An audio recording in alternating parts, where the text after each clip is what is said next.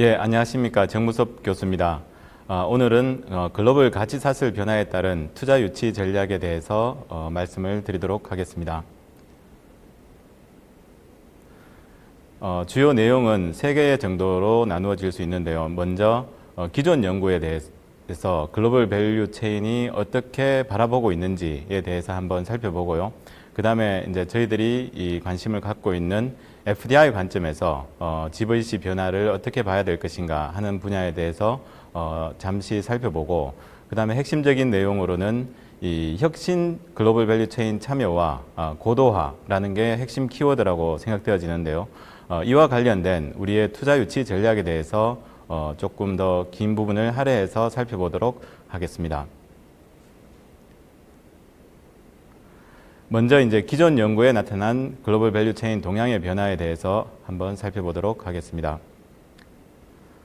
여러 가지 많은 연구들이 있는데, 그 중에서 여기 보시는 조금 글자가 작아서 잘 안 보일 수 있는데, 이 동향에 대한 이 분석이 여러 군데서 많이 나옵니다. 여기 보시는 것처럼 2010년대 중반 이후에 이 중간재 비중, 그러니까 전 세계 총 수출 대비 해외 중간재 비중이 감소하는 것을 볼 수가 있습니다. 그래서 이걸 보고 실제로 많은 연구에서는 이 글로벌 밸류 체인이 정체 또는 위축되고 있는 것이 아닌가 하는 그런 얘기를 기존 연구에서 많이 하고 있습니다. 하지만 이제 제가 보기에는 이러한 이 기존 연구에 보여지는 글로벌 밸류 체인의 정체는 주로 이 제조업, 그러니까 중간재라는 것이 결국 제조업 분야의 이 중간재의 수출입을 가지고 월드 인풋 아웃풋 테이블을 가지고 분석한 결과라고 볼 수가 있죠. 그렇기 때문에 이 서비스 영역의 글로벌 밸류 체인 확대는 이러한 이 제조업 분야의 중간재 비중 통계를 가지고는 확인할 수가 없는 것이죠. 그래서 우리가 실제로 글로벌 밸류 체인 위축이라고 하는 많은 기존 연구는 이 제조업 중심의 사고에서 벗어나지 못한 거로 볼 수가 있습니다. 그래서 실제로 우리가 관심을 가져야 되는 것은 2010년대 중반 이후에 고부가 서비스 영역의 글로벌 밸류 체인 확대를 우리가 집중해서 봐야 된다 하는 것을 말씀드리고자 합니다. 그래서 여기 보시는 것처럼 이 하이테크 분야, 그리고 제조업 분야에서도 하이테크 분야와 그리고 이제 서비스 분야는 2000년대 이후에도 글로벌 밸류 체인 참여의 확대가 굉장히 급격하게 이루어지고 있는 것이 확인이 됩니다. 여기 보시는 하이테크 분야의 참여도도 보시면 2000년에 47.6%에서 2017년도에 55.6%로 증가하는 것을 확인할 수가 있고요. 그 다음에 이제 부가가치 기준의 서비스 및 상품 무역을 이 통계를 보면 2017년 전체 부가가치 무역 중에서 서비스 무역이 13.4조 달러로 상품 무역 13조 달러를 능가하고 있습니다.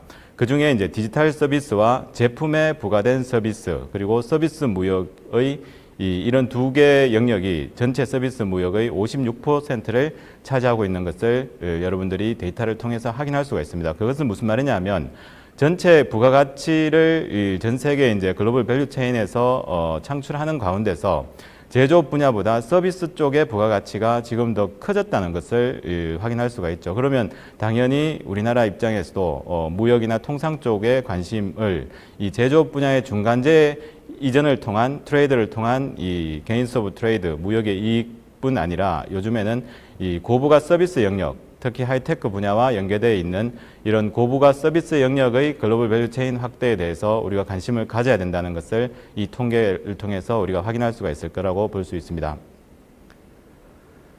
자, 그리고 이제 전 세계 선진국들의 서비스 무역 추이를 살펴보시면 여기 보면 2017년까지 통계가 보이는데요. 여기 보면 2010년대 중반 이후에도 여전히 증가하는 것을 확인할 수가 있습니다. 세계 각국, 특히 선진국들의 이 서비스 이 무역의 추이를 앞서 이제 보신 것처럼 전 세계 전체 부가가치 무역에서 절반 이상이 서비스 무역인데 이런 것들이 주로 고부가 영역을 소유하고 있는 이 선진국들에 의해서 증가하고 있는 것을 확인할 수가 있습니다.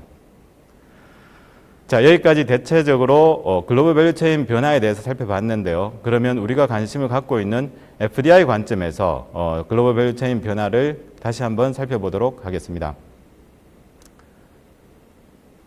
자, 여기 보시는 이제 자료는 제가 직접 이제 이 웅크타드에서 이 다운을 받아서 만든 자료인데, 이게 이제 굉장히 중요한 그래프라고 저는 생각되어집니다. 여기 보시는 것처럼 전 세계 전체의 상품 수출과 전 세계 전체의 FDI 스탁, 그러니까 해외의 각국 기업들이 가지고 있는 이 스탁 총액을 추이를 살펴본 거라고 볼 수가 있습니다. 여기 이제 1980년대를 보시면 여기 좀 작아서 보일지 모르겠지만 이 점선으로 되어 있는 무역 총액이 여기 이제 실선으로 되어 있는 이 FDI 스탁 총액보다 훨씬 더 많은 것을 볼 수가 있습니다. 실제 숫자로 보면 이게 한 4배 정도가 됩니다. 근데 이 4배 정도의 무역 이 양이 이 FDI 양에 비해서 많은 것은 결국 이때는 사실은 이 글로벌 밸류 체인의 시대라기보다는 무역의 시대다 이렇게 볼 수가 있습니다. 그래서 이 이후에 이제 쭉 이제 무역의 시대가 되다가 여기 보면 2000년 들어서면서 이게 역전이 되는 것을 볼 수가 있습니다. 그래서 전 세계 FDI 스탁이 무역보다 늘어나면서 그렇다고 해서 또 그 둘이 이 차이가 늘어나는 것이 아니라 같이 끌어올리는 것을 볼 수가 있습니다. 이것은 무슨 말이냐 하면 이 전 세계 FDI 스탁의 증가가 글로벌 밸류 체인의 증가를 하면서 무역도 같이 끌어올리는 시대. 그러니까 이때가 어떻게 보면 GVC 확산의 전성기다 이렇게 볼 수가 있죠. 주로 이 중국 제조 중심의 FDI 확대를 통한 글로벌 밸류 체인의 이 확산을 나타내는 이 전 세계 추이를 보여준다 이렇게 볼 수가 있습니다. 근데 문제는 2010년대를 지나면서 무역은 보시는 것처럼 그렇게 증가하지가 않습니다. 이게 이제 상품 무역이죠. 그래서 아까 이제 앞서도 이야기한 것처럼 이 제조업 중심의 이 글로벌 밸류 체인 확산은 2010년대 이후에 정체되는 것을 볼 수가 있습니다. 거기에 비해서 서비스를 포함한 전체 FDI 스탁은 뭐 여전히 증가하고 있죠. 이게 격차가 뭐 말할 수 없을 정도로 많이 늘어나고 있습니다. 이 말은 무슨 말이냐 하면 이 글로벌 밸류 체인이 고부가 서비스 영역을 중심으로 한 이 FDI의 증가를 통해서 앞서 보신 것처럼 서비스 영역의 이 FDI가 굉장히 증가하면서 그 분야의 글로벌 밸류 체인의 확산이 굉장히 빠르게 전개되고 있다. 근데 이제 여기에서 데이터로서 제가 이제 보여드리진 않았지만 실제로 그러면 우리나라는 이 분야에 대해서 얼마나 이 팔로우를 하고 있느냐 하는 것에 대해서 굉장히 중요한 포인트라고 볼 수가 있는데 생각보다 우리는 아직까지 이 고부가 서비스 영역의 이 GVC 확산에 대해서 그렇게 적극적으로 팔로우를 많이 해오지는 못한 걸로 데이터를 통해서 조금 확인이 되는 부분이 있는 것 같습니다. 어쨌거나 지금은 이 FDI가 주로 서비스 FDI가 굉장히 중요해지고 있다. 이렇게 이제 말씀을 드릴 수가 있겠습니다. 자, 이게 이제 그 서비스 FDI는 사실 웅크타드에서 데이터를 총액으로 보여주고 있지 않기 때문에 우리가 확인할 수가 없습니다. 그렇기 때문에 이제 간접적으로 이런 이제 웅크타드에서 나오는 월드 인베스트 리포트에서 확인할 수가 있는데요. 여기 이제 글자가 작아서 잘 안 보이는데 여기 이제 M&A형 FDI와 그린필드형 FDI의 금액과 건수 추이를 이제 매년 이제 웅크타드에서 보여주고 있는데요. 이거는 이제 로 데이터를 가지고 기업들의 어떤 투자 데이터를 가지고 웅크타드는 이 총액 그 FDI 데이터는 아마 국가별로 이렇게 이제 취합을 해서 내는 데이터인 반면 이거는 이제 기업들의 어떤 실제 FDI를 가지고 건수와 금액을 측정하는 걸로 알고 있습니다. 그래서 그런 관점에서 본 이 서비스업의 FDI는 여기 보시는 것처럼 4,690억 달러로 전년 대비 37%가 증가했습니다. 거기에 비해서 제조업 같은 경우는 3,000억 달러 정도로 오히려 전년 대비 마이너스 6%를 보이고 있고요. 여기 그린필드에서도 마찬가지로 서비스업은 이 4,700억 달러 정도로 43%가 증가했습니다. 거기 제조업도 뭐 여기서는 그린필드는 같이 증가하는 것으로 나타나는데 어쨌거나 두 데이터 M&A형과 그린필드형 FDI 금액과 건수를 볼 때 우리가 서비스업의 FDI가 굉장히 이 규모 면에서나 증가율 면에서 모두 이 제조업 분야를 능가하고 있는 것을 우리가 확인할 수가 있습니다. 그래서 디테일한 부분에 대해서는 뭐 다른 또 그쪽 업계 전문가분들의 얘기를 많이 들으면 우리가 또 이번 이제 세션에서 그런 내용들 많이 다루어질 것 같은데요. 어쨌거나 이 총액 데이터를 통해서 우리가 볼 수 있는 부분은 결국 고부가 서비스 영역의 FDI 기회가 굉장히 늘어나고 있고 그걸 우리나라로 어떻게 이제 끌어올 것이냐 이 부분이 중요한 포인트라는 것을 우리가 확인할 수가 있겠습니다. 고부가 서비스 영역의 FDI 기회와 더불어서 최근에 이제 가장 중요한 이슈 중에 하나가 미중 통상 분쟁이라고 볼 수가 있죠. 그래서 이로 인해서 우리나라 무역과 FDI에 어떤 영향을 미칠 것인가 하는 것도 굉장히 중요한 이 우리나라가 당면한 과제다 이렇게 볼 수가 있습니다. 근데 저는 뭐 개인적으로도 그렇고 또 저와 이렇게 동조하시는 분들도 있는데 이런 통상 분쟁으로 인해서 생기는 오히려 FDI 기회라든가 아니면 무역의 증가가 우리에게 하나의 기회가 될 수도 있다 하는 것을 예전부터 얘기를 많이 해왔습니다. 그리고 실제로 이런 이제 에비던스들이 많이 있는데요. 그러니까 무역 부분도 실제로 미중 통상 분쟁 기간에 우리나라의 무역의 증가가 확인되고 있고, 그리고 이제 여기 보시는 것처럼 이제 미중 무역 분쟁으로 인해서 중국 기업뿐만 아니라 미국 기업 또는 다른 제3국 기업들조차도 중국으로부터의 이 다른 나라, 인도네시아나 태국, 뭐 베트남, 특히 우리나라 같은 데로 이렇게 이전하는 그런 FDI가 굉장히 늘어나고 있는 것을 확인할 수가 있습니다. 그러면 이 부분을 우리가 어떻게 활용하느냐 하는 것도 굉장히 중요한 포인트다 이렇게 볼 수가 있겠죠. 자, 여기까지 이제 주요 이제 FDI와 관련된 이슈에 대해서 살펴봤습니다. 그러면 우리가 이제 어떻게 이 투자 유치를 해야 될 것인가? 물론 이제 정부에서 오신 분들이 주로 이제 디테일한 이 정책 방향이나 이런 것들도 말씀을 해주신 걸로 알고 있는데요. 저는 이제 주요 정책 이 방향 이전에 우리가 어떤 방향으로 전략적인 방향을 가야 될 것인가 하는 것에 대해서 조금 더 말씀을 드리도록 하겠습니다. 그래서 전체적으로 한 5가지 전략 방향에 대해서 제가 이제 고민을 해서 한번 정리를 해봤는데요. 첫 번째 아까 말씀드린 것처럼 고부가 혁신 서비스 밸류 체인 참여, 그러니까 국내 이 각종 제조업도 마찬가지고 또 서비스업 자체도 마찬가지고 그런 고부가 혁신 서비스 밸류 체인에 대한 한국의 산업이 참여를 확대를 해야 되겠죠. 글로벌 밸류 체인의 참여의 확대가 우선된다 이렇게 볼 수가 있습니다. 그래서 그러한 참여 확대를 하는데 가장 중요한 것이 이 FDI다 이렇게 볼 수가 있습니다. 왜냐하면 외투 기업이 국내에 들어옴으로써 우리 기업들과 조인트 벤처 협업할 수 있는 그런 형태가 되겠죠. 그리고 그걸 통해서 스피로버, 인적 자본이 또 스피로버 될 수도 있고 또 직접적인 그런 기술 이전이 될 수가 있겠죠. 그래서 그런 전후방 고부가 서비스 밸류 체인, 예를 들어서 이런 본사 금융, 인사, 이제 자원 관리, 그다음에 연구개발, 물류 마케팅 이런 분야에 대한 FDI를 확대해 나가야 될 것이다 이렇게 볼 수가 있죠. 또 요즘에 이제 이제 4차 산업과 관련된 그런 이제 새롭게 출현하는 모든 기업들이 대부분 이런 고부가 서비스 분야의 이 전문화된 기업이라고 볼 수가 있습니다. 그래서 이런 기업들은 뭐 사례가 굉장히 많은 걸로 알고 있는데요. 이들 기업의 FDI를 국내에 많이 끌어와서 이들 기업들의 전문성이 우리 이 산업의 이 여러 가지 측면에서 밸류 업그레이드를 시키는데 기여하도록 하는 것이 굉장히 중요하다 이렇게 볼 수가 있습니다. 그리고 두 번째는 이제 혁신 클러스터 기반의 FDI 유치 확대가 필요하다 이렇게 볼 수가 있죠. 실제 우리나라에 들어온 FDI는 대부분 우리나라에 이미 존재하고 있는 반도체라든가 전자산업, 뭐 화학산업 이런 기존 산업 클러스터의 이 직접 외부 효과, 그래서 그 클러스터 효과라고 볼 수가 있죠. 그래서 이런 직접 외부 효과에 의해서 들어온 FDI가 대부분이라고 볼 수가 있습니다. 그렇기 때문에 실제로 앞서 이런 고부가 서비스 영역도 기존의 국내에 이미 형성된 이런 혁신 클러스터들의 발전에 기여하는 방향으로 우리가 이제 FDI 유치를 해야 된다 이렇게 볼 수가 있겠죠.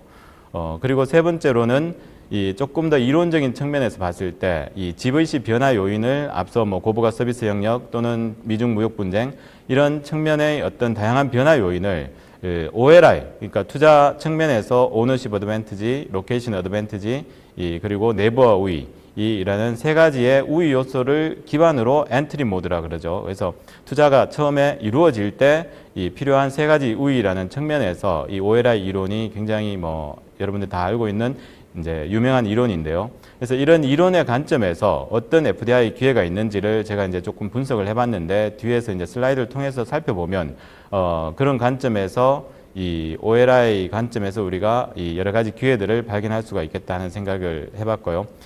그 다음에 이제 산업별 밸류 체인 무역 관점에서 FDI 유치 전략을 실행할 필요가 있겠다 하는 것인데요. 그래서 국내에 보면 대부분 예를 들어서 신발 산업이다 이러면 제조업으로서만 보는 견해가 있습니다. 근데 신발 산업에서도 R&D가 있고 또 브랜딩을 하는 부분이 있고 마케팅 영역이 있죠. 그래서 그런 측면의 이 제조업에서 가지고 있는 특정 이 고부가 서비스 영역에 대한 투자 유치, 이런 측면의 어떤 관점을 좀 볼 필요가 있다는 것이죠. 그래서 실제로 어떤 산업을 할 때 어떤 특정화된 고부가 서비스 영역 산업이라는 측면도 있지만, 기존에 우리가 가지고 있는 전통 산업에서 이런 산업별 밸류 체인 트레이더 관점에서 고부가 영역을 우리 국내 산업에 끌어들임으로써 우리 국내 산업을 업그레이드 시키는데 이 FDI가 기여한다 하는 측면으로 우리가 전략을 실행할 필요가 있겠다 하는 말씀을 드리고 싶습니다. 그래서 이 4번은 5번과도 연결이 되는데요. 주로 이제 지방으로의 어떤 FDI를 유치를 할 때 지역의 예를 들어서 뭐 부산의 신발 산업이라든가 강원도 의료기기 산업이라든가 각종 지역의 특화 산업들이 있죠. 그래서 이들 산업에서 필요한 고부가 밸류 체인 영역을 어떻게 지방의 이 FDI를 통해서 확산시켜 나갈 것인가 하는 것이 굉장히 중요한 이 지역 특화 산업의 글로벌 경쟁력 강화를 위한 이 FDI 이 확대라는 전략 방향이라고 할 수가 있겠습니다. 이렇게 이제 5가지 정도로 저는 이제 우리나라의 투자 유치 전략이 나가야 된다, 이렇게 생각을 하고 있습니다. 예, 이제 하나씩 살펴보도록 하겠습니다. 먼저 이제 고부가 서비스 밸류 체인 참여 확대형 FDI를 이해하기 위해서 우리가 이제 이 스마일 커브를 우리가 볼 수가 있는데요. 주로 이제 고부가 영역을 우리가 이야기를 할 때 이 스마일 커브의 업스트림 쪽인 R&D라든가 디자인 이런 쪽을 볼 수가 있고, 다운스트림 부분이라고 볼 수가 있는 OBM, 마케팅, 이제 서비스 영역, 이렇게 볼 수가 있죠. 그래서 우리나라가 실제로 이제 제조 강국으로서 OEM으로 굉장히 이 글로벌 밸류 체인 참여를 통해서 많은 이제 부가가치를 우리나라가 이제 만들어 왔죠. 글로벌 밸류 체인 관리를 통해서. 근데 이제 R&D 쪽의 제조 중심의 이제 설계라든가 R&D 쪽은 상당 부분 우리가 업그레이드를 된 것 같습니다. 근데 일부 산업에서는 이 브랜드를 가지고 마케팅 쪽, 특히 이제 글로벌 대기업이 있는 전자라든가 반도체 이런 쪽은 OBM으로 많이 갔는데, 아직도 많은 산업에서 이런 OBM 쪽으로 중심으로 마케팅이나 서비스 영역의 전문화된 이 브랜딩 능력이라든가 이런 전체 기획을 관리하는 디벨로퍼 역량이라든가 이런 부분들에 대한 OBM 이 쪽의 밸류 체인 업그레이드는 아직 많이 부족한 부분이 있다고 생각되어집니다. 특히 지방 산업 같은 경우는 이런 방식의 이 고부가 서비스 밸류 체인 참여형으로 OBM형으로 나가는 이쪽으로도 우리가 이제 투자 유치를 확대해 나갈 필요가 있겠다 하는 생각을 해볼 수 있겠습니다.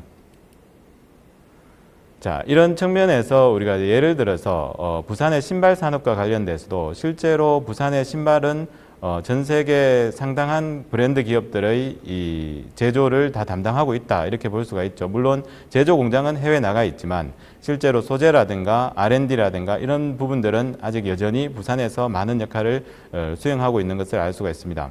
근데 이제 최근에 이런 제조, 소재 역량으로 인해서 이런 브랜드를 개발한 이 실리콘밸리의 올보즈라는 기업이 이 부산의 노바 인터내셔널이라는 이런 업체과 협업을 통해서 유니콘 기업으로 성장한 사례가 있죠.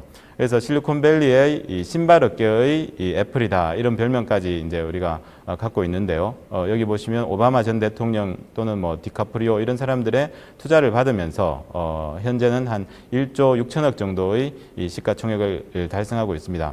그래서 이제 제가 이제 항상 이제 고민하고 있는 부분이기도 한데, 어떻게 하면 이런 지역의 어떤 제조 기반을 중심으로 우리도 이런 브랜드 역량을 확보를 해서 이런 실리콘밸리와 같은 이 유니콘 기업을 만들어낼 수 있는, 뭐 수도권도 괜찮고 지방도 괜찮고 하는 그런 쪽으로 우리가 이제 고민을 해야 되고, 이런 거를 이루어 가는 데 있어서 이 선진 이 브랜드와 관련된 이 기업들의 투자 유치가 굉장히 중요하다, 이렇게 볼 수가 있겠습니다. 그 다음에 이제 이 부분도 사실은 이제 맥켄지에서 이제 만든 보고서에서 가져온 건데요. 4차 산업 기술의 GVC에 대한 영향, 그리고 이것들이 어떻게 이제 GVC를 확대할 것이냐, 그리고 산업별 어떤 분야에 이런 확대 영역이 많으냐 하는 것에 대해서 보여주고 있다고 볼 수가 있습니다. 여기 보시는 것처럼 이 4차 산업 기술의 GVC에 대해서 GVC를 확대하는 방향으로 가지고 있는 분야, 산업별 분야가 이제 디테일한 분야들이죠. 근데 이제 서비스 분야는 여기 보시면 9개, 전체 중에서 9개가 증가 쪽으로 영향을 미치고 있고, 축소하는 영역은 1개에 불과하다. 이렇게 볼 수가 있습니다. 이 서비스 분야 GVC 확대를 시키는 4차 산업 분야의 9가지를 맥켄지의 분석에서 보면 여기 보시는 전자상거래, 문서 처리 자동화, 뭐 3D 프린터, 원격 의료 이런 쪽에로 볼 수가 있는데요. 이 분야에서 모든 영역에서 대부분 전문화된 서비스 기업들이 출연됐다 이렇게 볼 수가 있죠. 그래서 이들 서비스 기업의 이 독점적 우위에 기반한 이들 기업을 어떻게 우리나라로 투자 유치할 것인가 이런 부분들이 중요한 과제다 이렇게 볼 수가 있겠습니다. 자, 그 다음에 이제 클러스터 기반의 투자 유치 부분과 관련해서는 이제 앞서 이야기한 것처럼 이 클러스터와 그리고 FDI가 서로 상호 선순환 구조가 될 수 있도록 하는 것이 중요하다 이렇게 볼 수가 있겠죠. 그래서 여기 보시는 것처럼 기존의 클러스터로 인해서 FDI 유입되고 또 FDI 유입된 것이 또 오히려 또 기존의 클러스터의 외부 효과를 확대시켜서 이 선순환 구조를 만들어내는 이런 형태가 필요하다 이렇게 볼 수가 있겠습니다. 그 다음에 이제 요거는 아까 말씀드린 이 OLI 기반의 투자 유치 기회에 대해서 이거는 이제 변화 요인, 그러니까 GVC 변화 요인을 여기 5가지 정도로 봤고 이 각각의 요인이 이 오너십 어드밴티지에는 어떤 영향을 미치고 입지 우위, 그 다음에 내부화 우위를 어떻게 이 영향을 미치는가 하는 것을 표로 분석해 본 건데요. 여기 보시면 미중 디커플링, 보호무역주의의 등장은 오히려 우리나라의 이 입지 우위, 로케이션 어드밴티지를 높이고 또 내부화 우위, 거래 비용을 줄이는 그런 효과로 작용한다 이렇게 볼 수가 있겠죠. 그리고 이제 4차 산업혁명 같은 경우는 오너십 어드밴티지, 이 중국의 역할 변화도 마찬가지죠. 그래서 이 말은 무슨 말이냐면 중국에서 이런 고부가 영역의 이 발전, 그러니까 중국이 자국 중심, 제조 중심보다는 중국도 4차 산업 기술에 대한 엄청난 투자를 통해서 중국에서도 고부가 영역을 담당하는 기업들이 출연하고 있죠. 그래서 이들 기업들이 한국에 진출하는 그런 FDI 기회도 확대된다 이렇게 볼 수가 있겠습니다. 그래서 이런 오너십 어드밴티지의 이 서비스 밸류 체인 트레이드 확대 쪽도 마찬가지죠. 그래서 이쪽 전문화된 서비스 기업의 출현 이런 것들은 결국 FDI라는 측면에서 그런 이 오너십 어드밴티지, 독점적 우위가 있는 기업들이 늘어날수록 그들이 해외 나갈 수 있는 기회들이 늘어난다. 그 말은 거꾸로 우리나라 입장에서는 이들 기업이 한국으로 진출할 수 있는 그런 이제 투자 유치 기회가 늘어난다 이렇게 볼 수가 있겠습니다. 자, 그 다음에 이제 이 밸류 체인 트레이더 관점의 이 이제 FDI 유치 전략인데, 그러니까 우리가 앞서 이야기한 것처럼 어떤 제조업의 한 산업만 볼 것이 아니라 그 산업 내 우리가 역할을 담당하고 있는 이 뭐 제조든지 아니면 연구 개발이든지 이 금융이든지 기획이든지 이런 쪽에 이 밸류 체인 관점에서 봐서 우리가 어떤 밸류 체인에서 투자 유치를 하는 것이 중요한 것인지를 봐야 된다. 이 얘기를 볼 수가 있겠죠. 그래서 요 사례는 이제 우리나라의 유니콘 기업 8개, 작년 5월 기준으로 8개 유니콘 기업이 있는데 이 8개 유니콘 기업의 이 유형별 GVC 참여 기업 수를 살펴본 것이 되겠습니다. 그래서 재미있는 것은 이 유니콘 기업들이 유니콘 기업으로 성장하는 데 있어서 이 기획과 금융, 특히 해외 벤처 캐피탈로부터의 자본 유치가 핵심적인 역할을 한 기업이 전체 8개 중에 5개나 된다 이런 것이죠. 그리고 여기 해외 인력의 고용, 그러니까 해외의 핵심 인재를 고용한 사례 이런 부분들도 굉장히 우리가 중요한 포인트로 볼 수가 있겠다 이렇게 볼 수가 있습니다. 무슨 말이냐면 국내의 이런 배달의 민족이나 쿠팡 같은 유니콘 기업이 성장하는 데는 우리 국내의 이 벤처 캐피탈이라든지 국내의 인사 또는 국내의 기술만으로 되는 것이 아니라 해외의 이런 밸류 체인들이 같이 합쳐짐으로써 유니콘 기업으로 급성장할 수 있게 되었다 하는 것을 이 연구를 통해서 볼 수가 있겠죠. 이 말은 우리가 이제 앞서 뭐 여러 가지 측면에서 강조되고 있는 이 혁신 창업 국가로의 도약을 위해서 이런 이 고부가 밸류 체인의 이 투자 유치 이가 굉장히 중요한 역할을 담당한다는 것을 우리가 알 수가 있겠죠.